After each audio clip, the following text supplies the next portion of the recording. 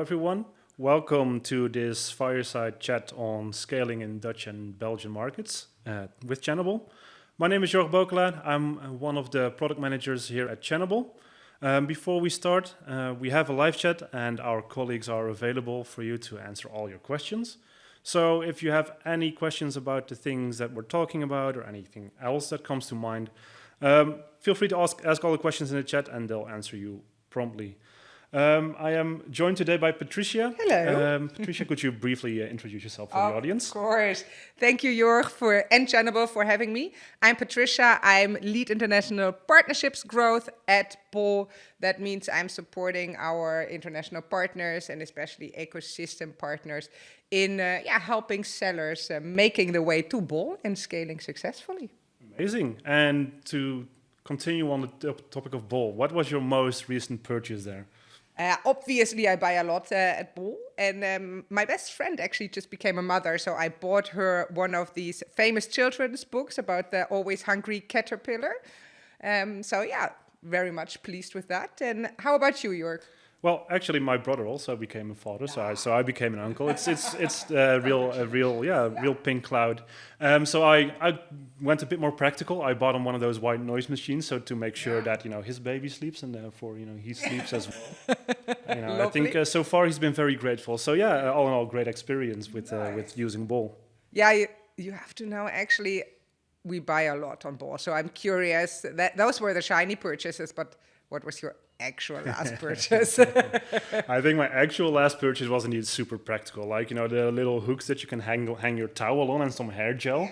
Like just the things that you would normally get at a hardware store or like at a grocery store, but you just don't have the time for, you just forget them. But yeah, Bol offers all of that as well. So it does. That's all very convenient. Yeah, thank you for your honesty. Okay, so we're going to dive into the topic of, selling on Bol, the opportunities on Bol.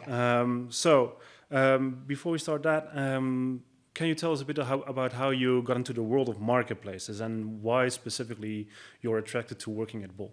Yes, actually, I took a detour, let's say it like that. I studied art history originally, so a total different corner of the world. But I'm a quite commercial-minded person, so I ended up more in the online auction space first, worked there for 8 years, so slow transition into online. And from there, I moved on to Bol. And what actually drove me there is I really like to work at places where I'm also my own best customer, where I can say like, yes, I really stand behind the company, what they do, and that is Bol for me. So that's why I made the move. Okay, amazing. And we're talking to a lot of people who might not know Bol yet today. Yeah. So to introduce, Bol as a marketplace itself and, what makes it unique compared to all the other marketplaces out there. Could you give them a bit of extra information on that? Yes. So Bol is what we call a local marketplace. That means from a consumer perspective, we are only available in the Netherlands and Belgium. Yet we allow international sellers to sell on Bol.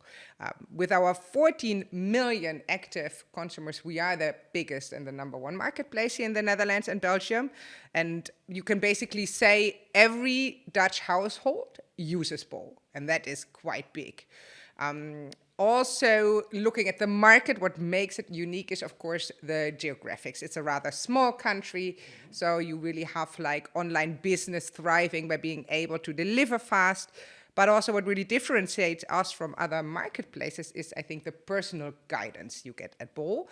So even as a seller, you have a dedicated partner service. They speak English, and you can reach them via phone, chat, and email, and you'll always have an actual human being that basically helps you. I think that's some of the very much key metrics.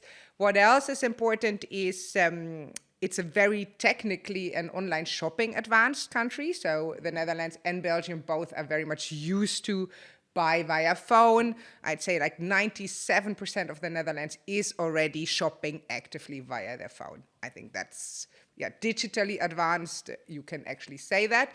And also, even though a lot is happening online, the Dutch do prefer local shopping, which puts us, being Bol, as the local hero and the local marketplace, really in the prime position also with regards to Yeah, absolutely. Yeah, we even have a saying about, sticking to the things that you know. Yeah. And Bol is very much, a known brand in the Benelux. Amazing. So specifically for sellers that are interested in scaling to the Benelux market, to the Belgian and Dutch market, what's the biggest opportunity for them out there? I think it's such an untapped opportunity still. So we work, of course, for now mainly with local marketplace sellers. So we only recently, a couple of years ago, opened the market to international sellers. So with a unique other assortment that they have, they really have an opportunity to scale their business here. And they entered the market in a powerful market with a lot of active buyers. And then if we're looking especially at, for example, France and Germany, you do have a couple of key advantages. Obviously, being close to the borders, which enables you to deliver more quick into the country, which is one of the number one things to be successful. We dive into that deeper, of course, later. But also it's both countries that stand for quality and trustworthiness. So both German sellers and French sellers, we'd say, like, they really are qualitative, they have good performances, trustworthy countries and companies. So I'd say that's the biggest advantages there. Amazing. Well, it's a good way to kick off the first 2 minutes. I think so. And I'm curious, actually, you just celebrated your 8th anniversary at Channable. Oh. Congratulations. In these 8 years, looking at cross-border marketplace expansion, have you seen the marketplaces evolve? What were the trends and the shift? Yeah, for sure. So I started my time at Channable here at support. So at that point in time, what I really noticed is that marketplace automation was very new. Like, a lot of things still happen manually in the seller accounts, also at Bol. I think you still would have to manually upload a CSV file to Bol if you wanted to create new products. You only automated your updating of inventory and prices, and a lot of content like product information was still manually adjusted in the seller account. And I think over the course of those 8 years, I've seen that trend slowly pivot to marketing, to automation becoming the norm. So all that manual effort has disappeared, and it's all been replaced by automation. And I think Bol as a marketplace is a very good example of this. When I joined Bol, we used to have content upload, so all the product information through an FTP server, which was a bit more complicated than it needed to be. And I remember having to call Bol every now and then when a big seller was onboarding to ensure that our systems wouldn't collapse on each other. Right now, I still have recurring meetings with your colleagues, but none of this is still a problem. Like, everything has swept up to the point where this is just day to day, and Bol's ecosystem as a whole now has expanded to so much more than just quote unquote listings and orders.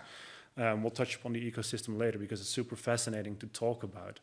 But there's a lot out there, and that evolution has really taken place over the last 8 years, and that is very interesting to see where a marketplace is expanding towards. Yeah, absolutely.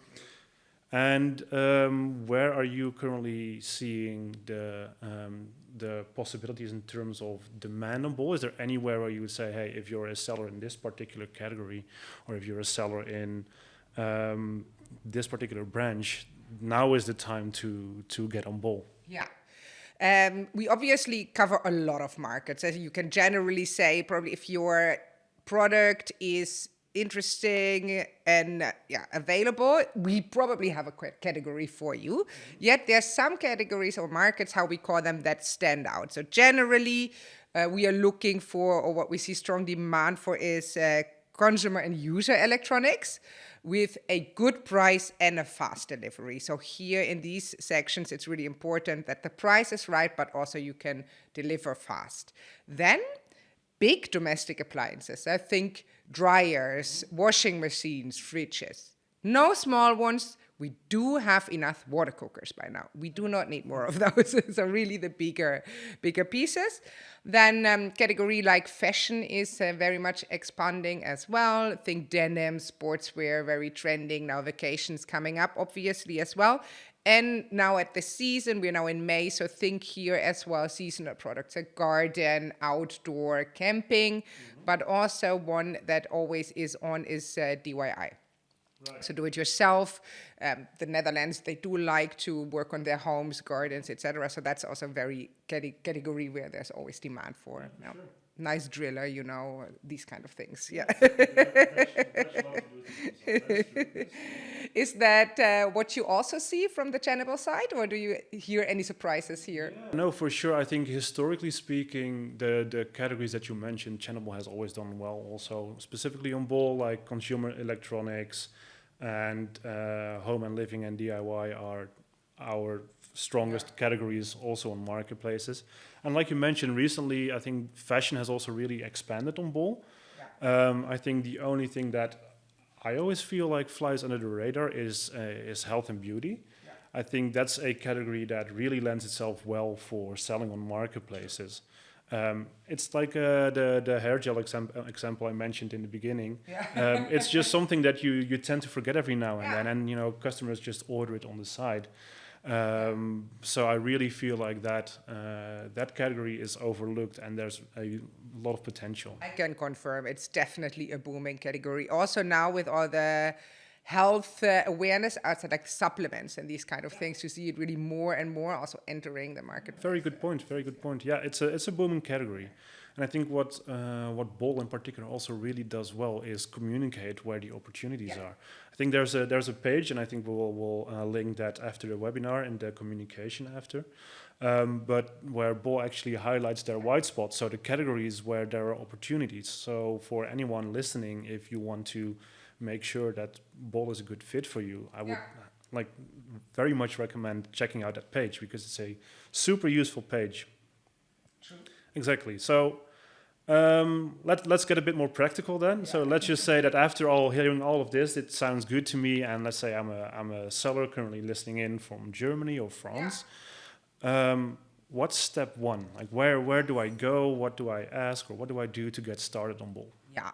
So good to know, as an international seller, imagine from Germany or France, it's a closed marketplace, so you cannot register yourself. So we have to help you register, and we look at some requirements. And what are those requirements? It needs to be an EU company, so you need to be registered in the EU with an EU VAT number, and your stock and returns from the EU. We are also piloting the UK, but today we really focus on the EU. So as long as you have your German VAT, for Germany, by the way, a Handelsregisternummer is needed, just sliding that into you real quick. So your EU setup needs to be ready. Then we also expect you to have marketplace experience, so that you're an experienced marketplace seller, that you have a good track record, good consumer satisfaction rates, but also that you have a certain revenue potential. So really not a starting brand, I would say, but an established brand that has generated already a specific amount of GMV on other marketplaces. Then you are considered interesting for Bol as well.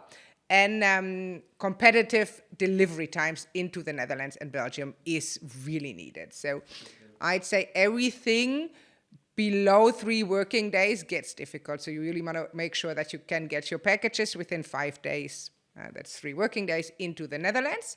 Very practically looking language-wise, we expect you that you're able to answer the phone in English and emails in Dutch. So here, obviously, AI is absolutely allowed. You don't need to hire a native speaker anymore. That used to be like that in the past, so that we've changed. We've become more international as well. So you can now answer the phone in English. And then you need to work either with a Bol person or a certified ecosystem partner for at least 6 months to really get the onboarding going. Okay. So that are a little bit the requirements that we say, like, then you kind of qualify to, eventually become a seller on Bol. Okay, that sounds good. And that colleague of yours that you mentioned, what can they help you out with during that onboarding phase? Yeah. So we have, like, I call it a two-route system, depending on the revenue potential you as a seller have on Bol. We say if your first year on Bol, we expect you to generate a revenue above 500,000 euro. One of our Bol new business developers will help you. They will register you, onboard you, help you setting up your account, provide you with the first strategies, etc.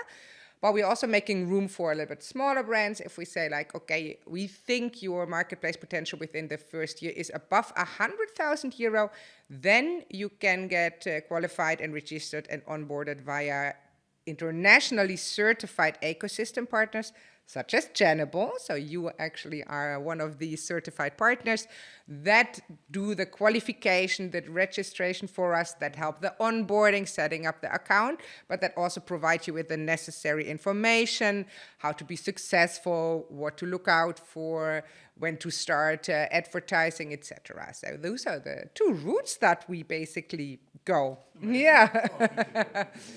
And that being said, so you're one of these partners that can do that, but also we mentioned, of course, automation already a little bit. There's a lot of technical things involved. I myself am not a technical person. You can hear that already. You are. So what are the biggest technical hurdles that you see sellers have when they are expanding into cross-border marketplaces? I would say that the biggest hurdles are, ironically, are not super technological. I think what I mostly see, and it kind of depends on the experience level of a marketplace seller. Yeah. I think that if you're a relatively new seller in the world of marketplaces, I see those sellers overlook the administrative task that you need to do to get to a new country. And usually beginning sellers are super unprepared for the overwhelming amount of admin that you have to do to get to a specific VAT number or to get registered in a specific country. And governments being what they are sometimes, it really can take a lot of the wind out of your sails to get started. I think once you've got that down, like the technical integration is not a lot compared to that initial step. And then the more experienced sellers, the ones that do know how to expand and the ones that do know that have gone through this entire process already, I see them struggle more with applying the same business principles that they have in their home country to other countries. So assuming that the best sellers in your own country will also be the best sellers in a different country, or that the delivery options that you offer in one country will suffice in the other country.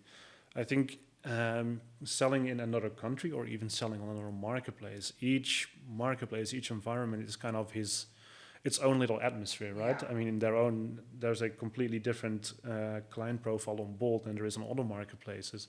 And just copy pasting your business tactics from one place to the other never really works out as you intended to. Very recognizable, yeah. Exactly, and I think that's also why Bol's onboarding phase is super useful, because you get to kind of get a feeling of what the marketplace is about, and you get a feeling of what works for you on that marketplace and what doesn't. So that is for any listener considering Bol is the one thing that I would recommend. Study Bol, study its client profile, and see what works. And I think you're working with onboarding sellers and hearing stories from your colleagues. I'm pretty sure you've also heard like some common missteps and things that you see go awry. Is there anything that you would recommend to people at home to look out for? Yeah, very much in line what you actually said is the fact that a lot of international sellers think, I'll just copy paste what I've done with my own country's marketplaces and then I let it roll by myself. That's not how it works. Like, dedication is needed here, especially in the starting phase, because the starting phase is one of the most important phases at Bol, because we are different here than other marketplaces, I'd say. We have something called the growth start period. This is the first 100 of orders, or continuing more than the first 100 of orders, that we monitor a new seller's performance. And depending on the performance, we decide whether or not that sales partner, can continue.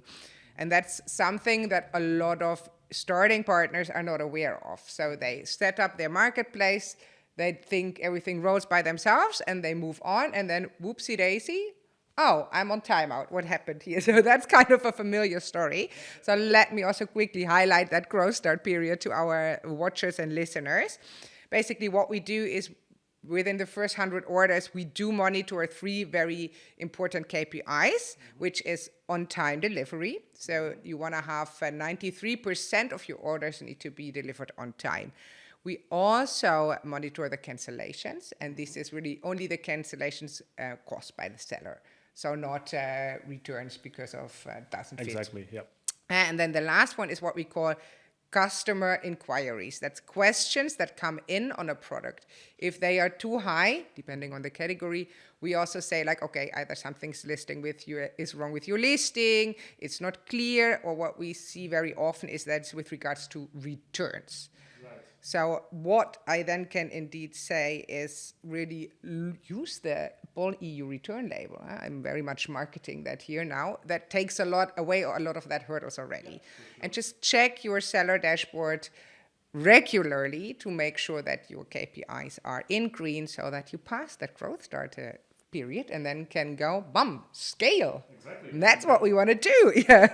That's indeed why we're in the business. So on that particular topic, because you mentioned there's a floor of revenue that you have to meet on the marketplace, is there anything that you would say that actually hinders that growth? Some things that you should be aware of and that you should look out for to make sure that you get to that floor? Yeah, so we see a couple of common mistakes that actually slow down the growth of our sales partners. And number one is long delivery times. We mentioned it in the beginning. The Netherlands is a very small country, and we are very spoiled by next day delivery already since years. It's a small country. The package can go from A to B extremely quickly. So if you want to compete with the local marketplace sellers and the sellers using logistics via Bol, etc., you need to be able to deliver the packages quickly. On time, but quickly. So we see a lot of people just doing the basic settings, 1 to 8 days, then I'm in the good. But then you're listed at 8 days. So nobody's interested in your parcel anymore, in your object, because it takes too long. Your gel is empty, you need it the next day. You cannot wait 2 weeks until it's here. Exactly. But also, speaking again about the automation, etc., that we slightly touched already, is like bad content, bad pictures, or bad order management. This is really where you want to look also into eventual having ecosystem partners that help you with that. Mm-hmm. Because if your content and pictures is not good, you'll also not pop up in the feed and people don't understand what you're selling. Mm-hmm. And then I think also, one common mistake is that people don't do promotions and advertisement. Right. They really just leave it out, think like, I first wait until I have my first sales, but you want to have those first sales. So make sure to also, start with your promotions early day, and just let them run for a bit. Yeah. For sure. Well, I mean, advertising can definitely help getting you to that first sale instead of the other way around. Absolutely. And you don't have to yet do major investment, but just some basic to get the data rolling also that you then afterwards can use, actually. Yeah. It's just, to get the flywheel going, make sure you get up to speed, and then everything will go by itself. And you surely touched upon the ecosystems. Well, me being part of that ecosystem, obviously, I'm very interested in learning a bit more about how you see that. How does the ecosystem help support sellers on Bol to reach that growth? So how you can say it best is the ecosystem is your toolbox. For every challenge that you have in marketplace business, there's a tool that helps you solve that problem. For example, just like Channable, you also have that. We have an agency system that helps you with the setup of your products and the marketplace business. So where we can connect you to fitting agencies that really help you in your marketplace growth. Or if you feel like you want to have some more data inside and you really want to do an in-depth deep dive in your data on Bol, which products will sell, Do I want to launch a new product into the marketplace? We have partners for that, for the data in insight category. You want to automate your orders, your products, your listing. We have integrators, ERPs as partners, these kind of things. So as said, for every problem that you have, there's a solution. And by taking upon an ecosystem partner, you can really make use of automation. And what we've seen is automation is key. It frees up so much time. It makes it so much more efficient. And you as Channable are indeed one of these partners that can really, really help with that automation. Which also actually interests me, Jorg. What do you see when you automate? Which are the most crucial processes here that really can help with that successful selling and scaling? Yeah, for sure. Everything around listing and content, all of that you want to automate. It's so easy to do right now. So everything with that, I would definitely suggest looking into an automation tool. I know one to recommend. Which one would that be? Exactly. So I would definitely have a good look at how often you want to update your listings as well. I think content doesn't need a daily update, but prices and inventory are crucial to update at least once a day, and if possible in real time. I think that is crucial to do. And secondly, order management is something you just cannot do manually, especially if you want to reach the floor that you mentioned. You need to generate quite some orders, and if you're doing well, then obviously you're going to generate quite some orders, and you don't want to do that manually. I think it's very, very crucial that, and also helpful for you, because in the Netherlands, people do expect fast communication and fast updates about the delivery. And with order automation, you can have close to direct feedback towards the customer about their order being received, about the order being shipped, and you can pass on a tracking link, and they'll be set to have their order delivered. So all of those tasks are things you need to automate, and that, like you also mentioned, saves time. That time you can spend looking at things to stimulate your growth. So which are my best sellers on this particular marketplace? How can I make sure that those shine even more? And is there a specific part of my catalog that I can raise up to that level? So you really want to, it's really all about time saving and about things that you would rather be doing instead of manually clicking up and down your inventory value after you set an order. And what would you say are the best practices and tactics your best performing customers apply? So what I mostly see customers doing that I would not recommend is upload your entire catalog and then see what works.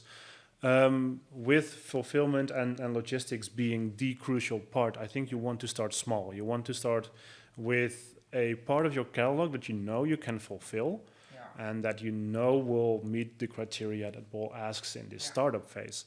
And once you've done that, once you have secured a foothold, so to say, in the Bol atmosphere, then you can think about expanding your catalog with products that that you're also confident about, and go from there. So don't upload your entire catalog at once is kind of the key that I would give here. And then from your side, is there any kind of low-hanging fruit, any quick wins that you can see then in terms of operations that you can give to the audience? Definitely. So I think there's 4 big things that you just want to have on site, basically, that you want to take care to gain that visibility. We have something called the buy box that you're up there in the feed, and just to improve your conversion and your visibility quickly. So do the sponsored products. We have something called sponsored products. Do it. Even though you're new to Bol, start as well with your campaign already. Let that one run. Then, pricing-wise, we work with a price star system. So always make sure, and you can see that in your systems, that your item has either 4 or 5 price stars. If you're below that, you're not going to get the visibility. Then I cannot repeat it fast enough. Fast delivery. make sure you can get your items into the Netherlands within 3 working days. Yeah, and then the last one is really like good content and clear pictures. That really also drives your visibility for the quick listings here, I'd say. Exactly. Okay, and I think one crucial part of marketplace selling is dealing with reviews on marketplaces. Would you have any recommendations for people at home to deal with with reviews from any order that they have shipped to bulk customers? Yeah, so generally the bulk customer really expects fast and professional responses. So do make sure if there's questions coming in, etc., to answer them quickly and professional. So that's what they expect. As mentioned, phone can be in English, and writing you can use Google Translate. That is not an issue. And really deliver on what you promise. So if you promise a certain quality or delivery time, make sure that you also do that and don't make returns complicated. The most bad reviews and the most bad quality scores do come as well also from return questions. Or how can I return an item? Now, I don't want to print something. In the Netherlands, we do not want to go find the return label, print it, and put it on a box. We do have the EU return label for that, so use it. I think that's one of the things I can really say from the heart. Use that bold EU return label. It has competitive rates anyway. We're cheaper than anyone else. And your bulk consumer will be very happy. So, yeah, deliver on time, but also, just provide your consumer with a great experience that will also motivate them then to leave a positive review for you. I'd say, yeah. So that being said, from the other hand side, like from a Channable and a Jorg perspective, what is one low effort that has a very high impact that could really a seller can switch immediately for like a big conversion increase, I'd say. So, that kind of goes back to what I said earlier, that some sellers just upload their entire catalog and then see how it goes from there on out. What I see a lot of people doing is, if you want to make a new product, you have things that you need to fill in. We call it required attributes. There's also a lot of optional attributes that you don't necessarily have to fill in, and a lot of sellers skip those. Yeah. But a lot of the strength of a good listing actually comes from those particular attributes. Like, I think, for example, if you're selling consumer electronics, like if you're selling a headset for listening to music, a lot of information that clients search for is actually in those optional attributes. So if you fill in the bare minimum, it won't be a bad listing per se, but you also won't make the most of it. So if you deploy the tactic that I described earlier about starting small, make the most out of your initial listings that you're setting up, and see how you can create a quality listing. And I think, because we have to make mention of AI at some point, Bol is also rolling out its chatbot now, which can help clients search more efficiently. And even there, then it's more important than ever to make sure that your listing is complete. And if you skip past the optional attributes and only fill in the required ones, then you're not making the most of it. So that's the one thing that I would definitely recommend everyone to look through. There's a lot of things that Bol gives you to work with, and you should take it. Yeah, for sure. So in that startup period, what's the one tip for sellers that you can give to kind of accelerate that growth? Yeah, I'll make it too. I'd say number one, make usage of what we call My Delivery Promise. It's a function where you can really work with your delivery times. So you want to go into there. You can also just make the steps a little bit shorter. You don't do 1 to 8 days. You say maybe 2 to 3 days, 4 to 5 days. You can really look per product as well. So make usage of My Delivery Promise. Really try to have it within these 3 working days. And then once you've established your best sellers, consider starting with what we have logistics via Bol. So you can really make usage of our fulfillment centers and have your best sellers in our warehouses, because what we see is with next day delivery, you really have a 60% increase on your conversion. And then you don't have to again, also not your full catalog has to go in our warehouses, but your top sellers. So that's an efficient one. And another topic we also slightly mentioned already is advertising.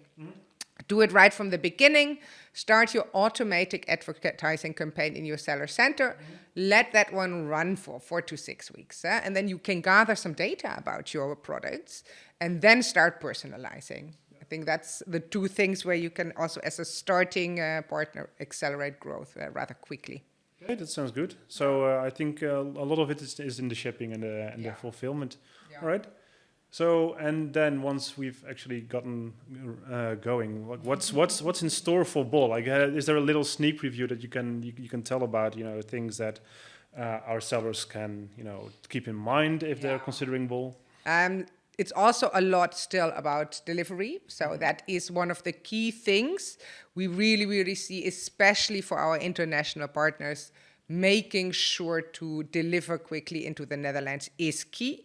So here we also recently launched 3PL, where you can work together with 3PL partners to also make sure you have an alternative to logistics via Bol. So this is a big new one. We will be adding new partners there as well. So really keep an eye on those. Also for Germany and France, we're looking for more partners in that area. But also, and that's something that you touched upon as well, basic content is not enough anymore. Like the shopping behavior with AI changes so drastically. You do want to make sure that you now have really detailed content.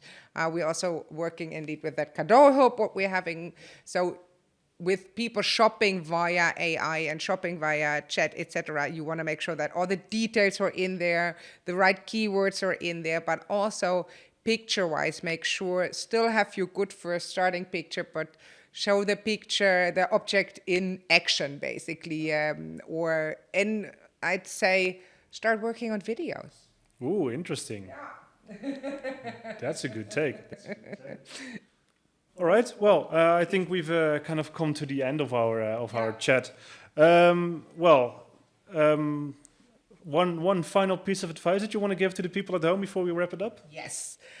Automation is key. Yeah. I would say in being efficient and successful in expanding into the Netherlands, into Bol, but generally also in other marketplaces, make usage of these ecosystem partners, such as Channable. They really help you in automating and freeing up so much time to enable you to focus on your products, etc. So automation is key, I'd say. How about you? What's your final tip? So actually not technical, but I think we've mentioned several examples over the last 30 minutes, and I think what Bol really portrays itself at is a marketplace that's good at communicating, at collaborating with the sellers. So if you're still on the fence, or if you're still a bit in doubt, just talk to Bol. They have partner service in English, and they are willing to work with you to make you a success on the marketplace. And it's real people. It's real people. Really, it's real for people, sure. Yeah. You talk to real people. So I can definitely recommend talking to Bol, even if you're not a seller yet. They have everything that you need to get started. Lovely. Well, this was great. Thank you for having me, Jorg. Likewise. Thanks for joining. I hope the audience learned something. And thanks for tuning in. Thank you all. Bye. Bye.